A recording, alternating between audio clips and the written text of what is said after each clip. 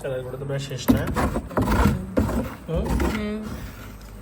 লাগবেও না, রমজান চলে আসছে সব। বালতিতে আমরা চালের গুঁড়ো সংরক্ষণ করি। এটা খুব ইজি প্রসেস। তার প্রিপারেশন চলতে। আজকে আমরা সোয়াবিন আম্মু একটু দুর্বল, রাত্রে রুটি নাকি 2টা খাইছে, সেই জন্য বেশি উইক। 20টা খেলে এত উইকনেস থাকতো না, মাত্র 2টা খাওয়ার কারণে অনেক উইক।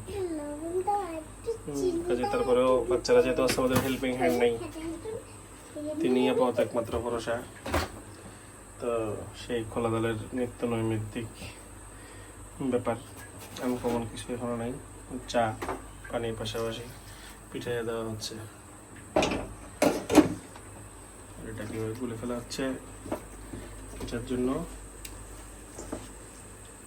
জাস্ট লবণ দেওয়া হলো, আর কিছুই না। চালের মধ্যে গরম পানি, এখন ডিম দেওয়া হবে। এরপরে সেটা একটা মিনিমাম লিকুইড আনে খোলার মধ্যে রিপ্লেস করা হবে, যাতে করে পিঠা হয়। আমার ইমরোজ, আল্লাহ, আমার ছেলে উঠে গেছে। আব্বা তুমি উঠে গেছো?